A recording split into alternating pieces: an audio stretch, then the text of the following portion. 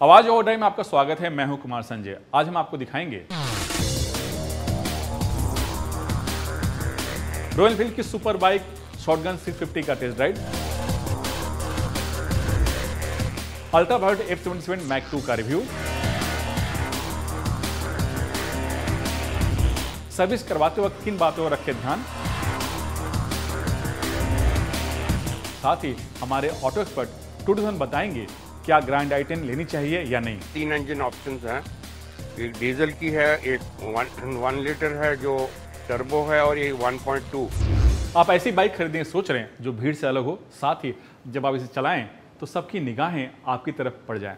तो आज मैं आपके लिए लेकर आया हूं रॉयल एनफील्ड की सुपर बाइक शॉटगन 650 का टेस्ट ड्राइव, जिसमें मैं आपको बताऊंगा इसकी खूबियां और खामियां।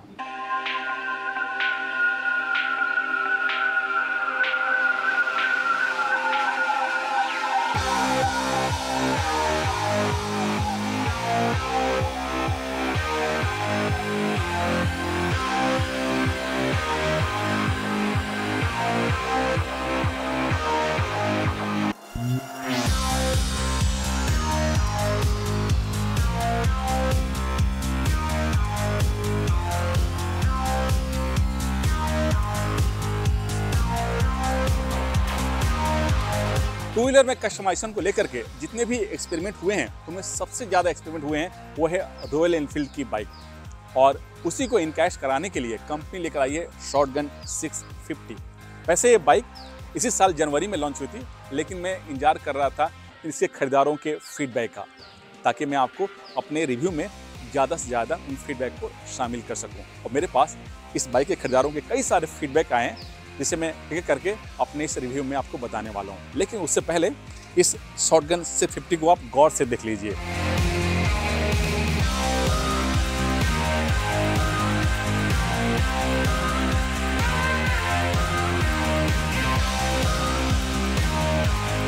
यही है रॉयल एनफील्ड की शॉटगन 650, जो अपने रूप को बदल लेती है, और इसकी एक शोरूम कीमत शुरू होती है 3,59,000 से, और जो इसकी टॉप वेरिएंट है उसकी कीमत है 3,73,000 रुपये। लेकिन घर में आते आते इसकी जो प्राइस हो जाती है करीब 4.5 लाख के आसपास, और डिपेंड करता है कि आप इसमें क्या क्या एक्सेसरीज और कैसे इसमें कस्टमाइजेशन करवाते हैं।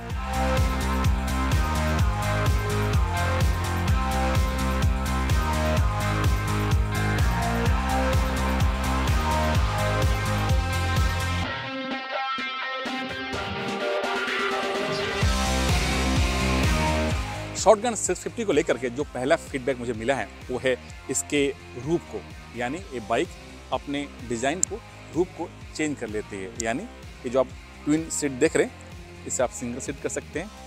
इस पिलियन सीट को हटा करके आप इस पर टूरिंग को भी आप सामान के लिए जगह बना सकते हैं, और ये पिलियन सीट तो है ही, यानी अपने आप को ये बाइक डिज़ाइन के मामले में चेंज कर लेती है।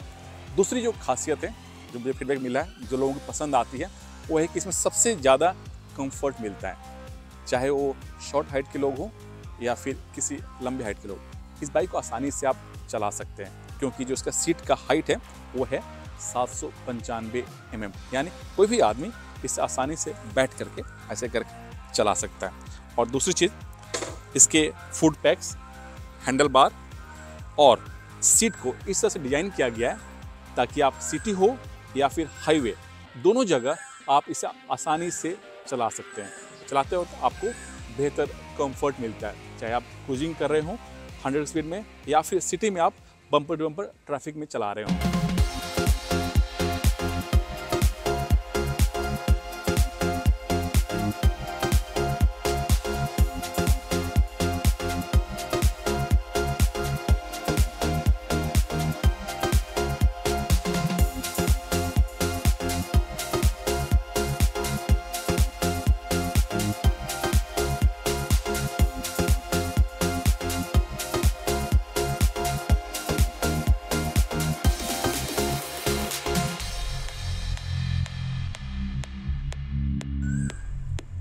शॉटगन को देख करके लोग बोलते हैं कि ये तो सुपर मेटियोर 650 है। जी हाँ, उसी के बेस पर बनाया गया, इसीलिए बहुत कुछ सिमिलर है, लेकिन ये बहुत कुछ उससे अलग है।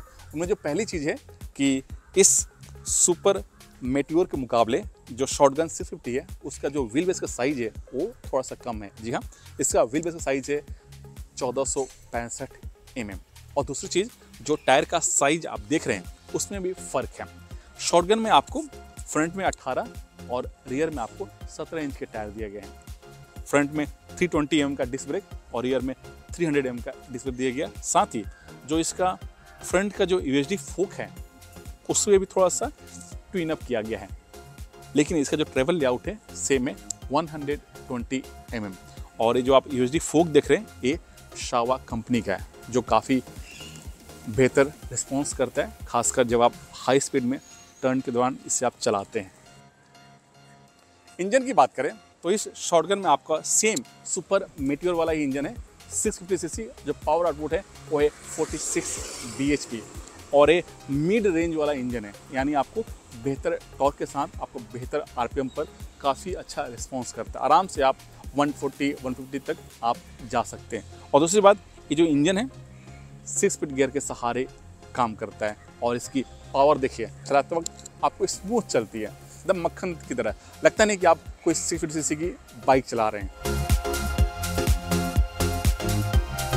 शॉटगन 650 के कुछ खास फीचर्स जान लीजिए। उनमें जो पहले फीचर्स है वो है कि क्लासिक राउंड शेप में आपको डिजिटल एनालॉग स्पीडोमीटर मिलता है। साथ ही यहाँ पर ट्रिपर भी दिया गया, इसमें आप टर्न बाय टर्न अपने फ़ोन को कनेक्ट करके आप मैप का इस्तेमाल कर सकते हैं। दूसरी चीज़, जो इसका स्विच नॉब देख रहे हैं वो काफ़ी क्लासिकल है और ये आपको मेटियोर, सुपर मेटियोर में चाहे दूसरे बाइक में आपको देखने को आसानी से मिल जाएंगे। दूसरी चीज़, इसके जो हेडलैम्प हैं वो भी सेम क्लासिक है, लेकिन राउंड शेप में है और इसमें एलईडी का इस्तेमाल किया गया है। और जो आप फ्रंट फोक देख रहे हैं वो यूएसडी फोक है शोवा कंपनी का, जिसका ट्रेवल लेआउट है 120 mm। दूसरी चीज़ कि जो इसका फ्यूल टैंक है उसकी कैपेसिटी, आप सोच रहे हैं ये तो सुपर मेटियोर है तो सेम होगा, लेकिन ऐसा नहीं है। इसका जो फ्यूल टैंक का साइज है थोड़ा सा कम है। जी हाँ, 13.9 लीटर के आसपास है, जबकि जो सुपर मेटियोर 650 है उसकी कैपेसिटी 15 लीटर के आसपास है। सीट काफ़ी खूबसूरत है और बेहतर तरीके से डिज़ाइन किया गया ताकि राइडर और पिलियन दोनों आराम से बैठ सकें और आप ट्रैवल आसानी से कर सकें। और जो इसका फील है थोड़ा सा ब्लैक रेट्रो फिट दिया गया, इसमें क्रोम का थोड़ा सा इस्तेमाल कम किया गया, जबकि जो 650 मेटियोर है सुपर मेटियोर उसमें थोड़ा सा क्रोम का ज़्यादा इस्तेमाल किया गया है।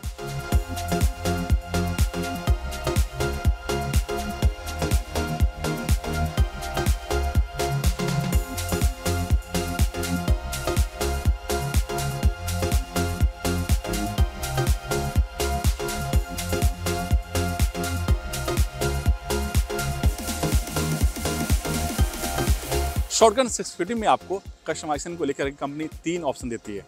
उनमें जो पहला है वो है स्टाइल। स्टाइल में आपको कलर ऑप्शन मिलता है।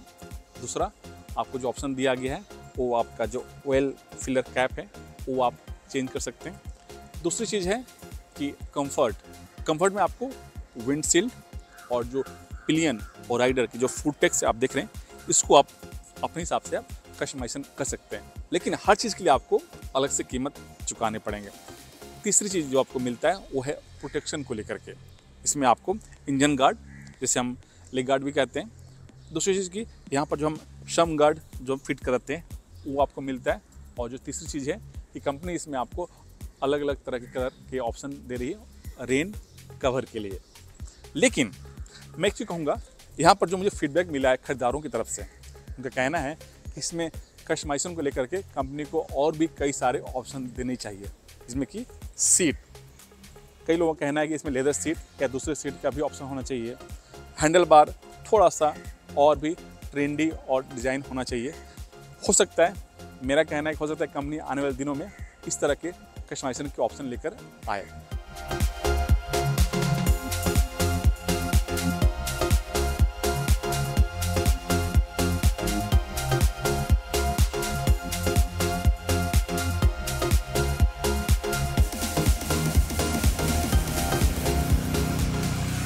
शॉटगन 650 का जो हैंडलिंग है वो काफ़ी बेहतर है। ये बाइक रोड को पकड़ के चलती है और इसके पीछे वजह है एक तो इसका सेंटर ऑफ ग्रेविटी और दूसरा राइडर के सीटिंग पोजीशन को इतना बेहतरीन तरीके से डिज़ाइन किया गया ताकि आपको किसी भी टर्न में आप इसे चलाएं कि बाइक काफ़ी स्मूथ चलती है और आपको एकदम कंफर्ट फील होता है। इससे लगता है कि आप एक क्रूज़र बाइक चला रहे हैं।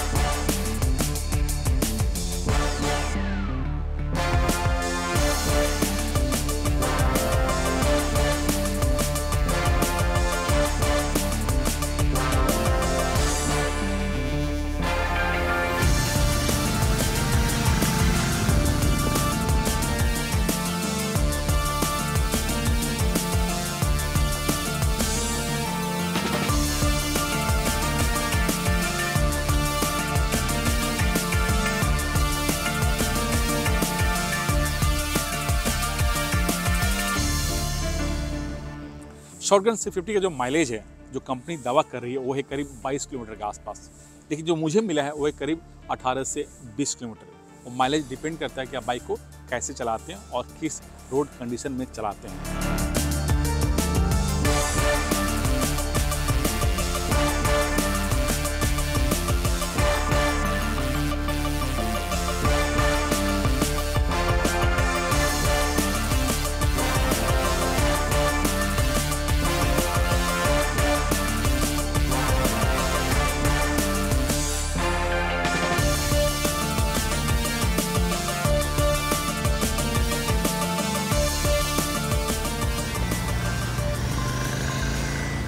शॉटगन 650 का जो सीधा मुकाबला है इसी कंपनी का सुपर मेट्रो 650 से है, इंटरसेप्टर से है, लेकिन कावासाकी की एलिमेटर और वैल्कन की बाइक को भी ये टक्कर देती है, खासकर कीमत के मामले में।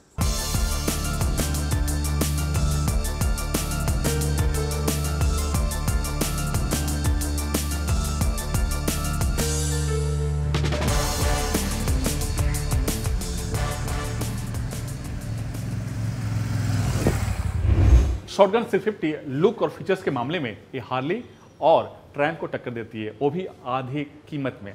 समय हो गया छोटे से ब्रेक का। ब्रेक के बाद आपको दिखाएंगे ऐसी सुपर स्पोर्ट्स बाइक जिसमें ना क्लच है ना गियर है। तो बने रहिए सिनमिस्ट्री आवाज के साथ।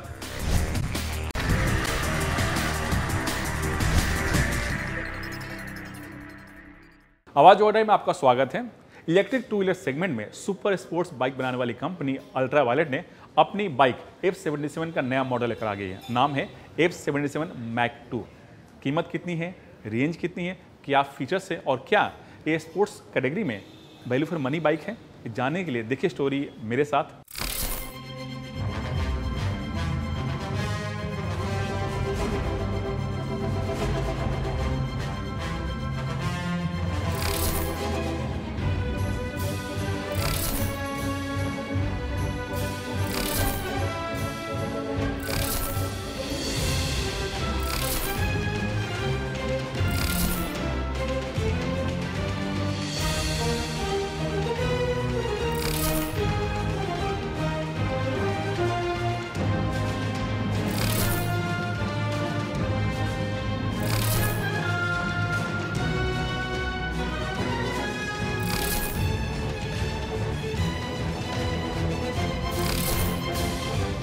इलेक्ट्रिक टू व्हीलर में परफॉर्मेंस बाइक, जी हाँ, अल्ट्रा वायलेट की F77, जी हाँ, नहीं, ये F77 मैक 2 है।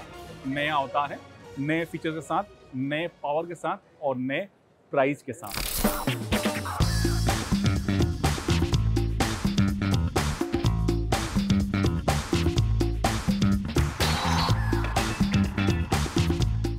जो मैक 2 है कंपनी लॉन्च की है और इसकी शुरुआती कीमत है 2,99,000 शुरू होती है और जो इसका टॉप मॉडल है उसकी कीमत है 3,99,000 रुपये। यानी दोनों में जो फ़र्क है वो है 1 लाख का। फ़र्क क्या है? वो है पावर का, फ़र्क है बैटरी पैक का और फ़र्क है कुछ फीचर्स का। जो आप ये बाइक देख रहे हैं ये F77 मैक 2 है जो लॉन्च हुई है। बहुत ही खूबसूरती के साथ इसे डिज़ाइन किया गया है और इस खूबसूरती के पीछे वजह है कि इसमें जो एविएशन के जो डिजाइन लैंग्वेज होते हैं वो इसमें पूरी तरह से इनकॉर्पोरेट किया गया है, चाहे उसका फ्रंट लुक हो या फिर इसका टेल का हिस्सा, सब कुछ आपको एविएशन वाले स्टाइल में आपको मिल जाएगा। मैं आपको कुछ इसकी खास बातें बताता हूँ, वो है इसका रेंज। अब कंपनी का दावा है कि जो इसकी IDC जो टेस्ट कंडीशन जो इसकी रेंज है F77 Mac 2 का, वो है 323 किलोमीटर के आसपास, या 323 किलोमीटर, जबकि पहले थोड़ी सी कम थी। दूसरी चीज़, बैटरी पैक वही है 10.3 किलोवाट का, और जो मोटर है 30 किलोवाट का, और जो इसका पीक टॉर्क है मत पूछिए 100 न्यूटन मीटर। यानी आप एक्सलेट कीजिए फिर देखिए इसकी रफ्तार 0 to 100 7.7 सेकंड में टच कर जाती है, और टॉप स्पीड 155 के आसपास। मैं आपको एक ही चीज़ बताता हूँ, जो इसका हेडलैम्प है बड़ा ही खूबसूरती के साथ इसे डिज़ाइन किया गया, और इस तरह का जो डिज़ाइन लैंग्वेज है अभी तक किसी भी इंडियन 2 व्हीलर इलेक्ट्रिक बाइक में आपको नहीं मिलेगा, चाहे हेडलैम्प हो, सामने का लुक हो या फिर साइड का लुक हो। इसमें USD फोक दिया गया है, और जो टायर का साइज है वो है 17 इंच का, चाहे फ्रंट हो या फिर रियर।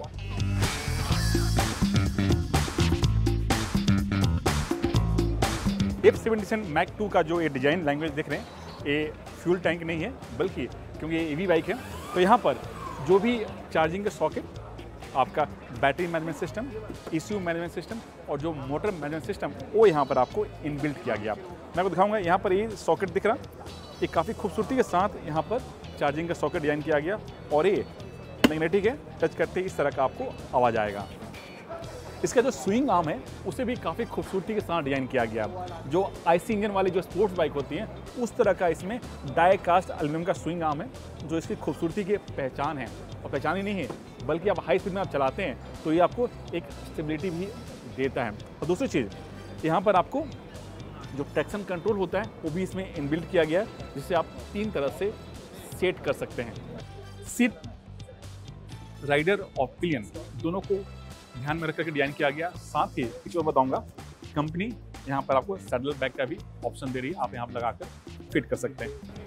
ये जो आपका टेल लाइट दिख रहा और जो ब्रेक लाइट है इसमें, वो भी, उसमें भी एक साइंस है। साइंस ये है कि जैसे आप ब्रेक मारते हैं तो लाइट तो ब्लिंक करता ही है। दूसरी चीज़, जैसे ही आप रीजनरेटिव सिस्टम इसमें आप ऑन करते हैं तो ये ब्लिंक होना चालू हो जाता है। जैसे आप डिसलेट करते हैं तो ब्लिंक होता है, ताकि पीछे वाला जो राइडर है उसको समझ में आ जाए कि आपकी गाड़ी ब्रेक मार रही है। जबकि गाड़ी ब्रेक नहीं मार रही, आप इसे डिसलेट कर रहे हैं, तो जब डिसलेट करते हैं उस समय आपका मोटर पावर जनरेट करता है, और इसी वजह से सेफ्टी को ध्यान में रख करके यहाँ पर जो इसका ब्रेक लाइट है वो ब्लिंक होना चालू हो जाता है। और इस तरह फीचर्स कारों में आपको मिल जाएगा।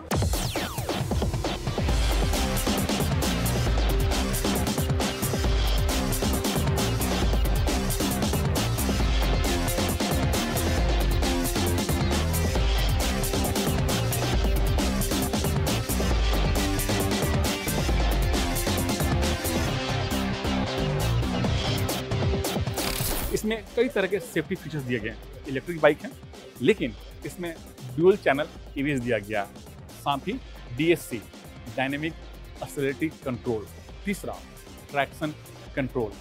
चौथा, रीजनरेटर जो है, यानी आप जैसे ही थ्रोटल को आप डाउन करते हैं तो इसमें 9 तरह का आपको 9 सेट किया गया है। आप इसमें अपने कंफर्ट के अनुसार से आप उसको सेट कर सकते हैं, यानी आपको बार बार आपको सिटी में चला रहे हो, बार बार आपको ब्रेक मारने की ज़रूरत नहीं पड़ता है। क्योंकि पहले जो पुरानी जो वर्जन थी F77, उसमें इतना आपको रिजनरेटिव सिस्टम नहीं था। अब इस नए वाले में जो Mac 2 है उसमें इनकॉर्पोरेट किया गया 9 तरह का। साथ ही जो ट्रैक्शन कंट्रोल है वो 3 तरह से आप इसे सेट कर सकते हैं, जो पहले ये फीचर्स नहीं था, अब इसमें Mac 2 में दिया गया। और एक सबसे खास बात वो है वारंटी। आप इसमें वारंटी कितना चाहिए आपको? 1 lakh kilometre, 2 lakh kilometre, 3 lakh kilometre, 4 lakh kilometre? नहीं, कंपनी इसके बैटरी पैक पर, मोटर पर आपको 8 लाख किलोमीटर की वारंटी दे रही है। तो यानी आप चलाते जाइए और आप फ्यूल की सेविंग करते जाइए। तो वे है अल्ट्रावायलेट की F77 Mac 2 की कुछ खास बातें।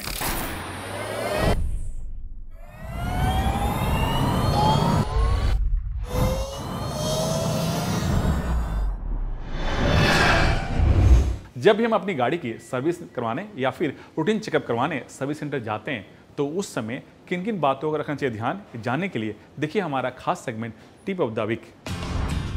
गाड़ी सर्विस करवाते वक्त इंजन ऑयल के साथ ऑयल फिल्टर को भी बदलवाएं। कई बार इंजन ऑयल तो चेंज होता है लेकिन ऑयल फिल्टर बदला नहीं जाता। ऐसे में कचरे के पार्टिकल्स फिल्टर में रह जाते हैं जो इंजन को नुकसान पहुंचा सकते हैं। कार सर्विस के दौरान कूलेंट भी चेक करवा लें। ये जांच करवाएं कि कूलेंट की मात्रा कम ना हो गई हो या उसकी क्वालिटी खराब तो नहीं हो गई। लंबे वक्त बाद कूलेंट खराब हो जाता है। सर्विस के दौरान अपनी गाड़ी के इंजन की ट्यूनिंग भी जरूर करवा लें। 15 से 20 हजार किलोमीटर चलने के बाद इंजन के कई कंपोनेंट घिस जाते हैं। सभी कंपोनेंट सही से काम करें, इसके लिए इंजन की ट्यूनिंग करवाना बेहद जरूरी है। सर्विस करवाने के बाद सभी कंपनियों की अपनी एक चेकलिस्ट होती है, उसे एक बार जरूर क्रॉस चेक कर लें। साथ ही आपकी गाड़ी में सर्विस से पहले जो स्पेसिफिक दिक्कतें बताई गई थीं, वो क्या ठीक हुई या नहीं, इस बात की भी जांच जरूर कर लें। सर्विस के दौरान अलाइनमेंट और व्हील बैलेंस करवाना भी बहुत जरूरी होता है। ऊबड़ खाबड़ सड़कों पर चलने से गड्ढों की वजह से बिगड़ जाती है। इस वजह से गाड़ी के टायर एक साइड ज्यादा घिस जाते हैं और ड्राइव पर भी असर पड़ता है।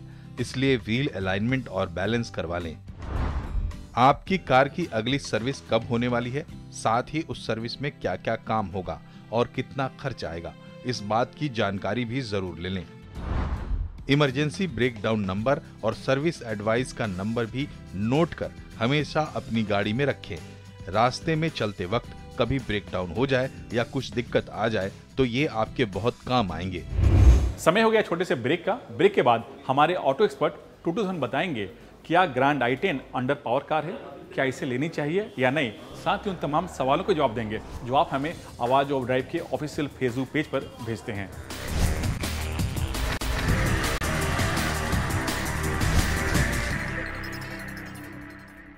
आवाज ऑफ ड्राइव में आपका स्वागत है। मैं हूं कुमार संजय। अब वक्त हो गया है आपके द्वारा भेजे गए सवालों का जवाब देने का, और जवाब देने के लिए मेरे साथ मौजूद हैं हमारे ऑटो एक्सपर्ट टूटू धवन जी। टूटू जी, स्वागत है आपका इस शो में। जो पहला सवाल है वो है मनोज का। ये जानना चाहते हैं कि क्या हुंडई की वेन्यू अंडर पावर कार है, क्या इसे लेनी चाहिए या नहीं। मनोज जी, वैसे तो वेन्यू के अंदर 3 इंजन ऑप्शंस हैं। एक डीजल की है, एक 1 लीटर है जो टर्बो है, और एक 1.2। और 1.2 जो है वो सबसे बेस्ट है इन परफॉर्मेंस। 83 bhp निकालती है और 18-20 किलोमीटर का फ्यूल एवरेज का दावा है। और साथ साथ आपको 3 उसके अंदर मोड्स आते हैं ट्रांसमिशन के अंदर, economy, normal and sporty. And price शुरू होती है 8 लाख से और जाती है 13.63 लाख विद ऑल फीचर्स जो आप अपने स्मार्टफोन के साथ भी ऑपरेट कर सकते हैं। दूसरा सवाल पुष्पेंद्र का है। जानना चाहता है कि होंडा सिटी और स्कोडा सलाविया, इन दोनों में से कौन सी कार बेहतर है। पुष्पेंद्र जी, वैसे तो देखा जाए जर्मन कार जो होती हैं they are very strongly built, but they becomes little more expensive in the long run. तो मैं तो आपको easy way out बताऊंगा, and that for best is Japanese technology, वो है Honda City, जो आज तक it has proven in the last 20-25 years कि it is the best vehicle in this segment with a 1.5 liter engine जो 121 bhp निकालता है, 18 किलोमीटर का फ्यूल एवरेज का दावा है। रियर सीट कंफर्ट का कोई हिसाब नहीं है, आप पीछे बैठे हैं चौकड़ी मार के इसको। एंड 11.62 लाख से शुरू होती है और जाती है 16.10 लाख तक। तो उम्मीद करते हैं आपके सभी सवालों का जवाब मिल गए होंगे। इसी तरह आप हमें आवाज ऑफ ड्राइव के ऑफिशियल फेसबुक पेज पर तमाम ऑटो से जुड़े सवाल भेजते रहिए। टाइम टू से गुड बाय, लेकिन बाइक चलाते समय हेलमेट जरूर पहने। धन्यवाद, नमस्कार।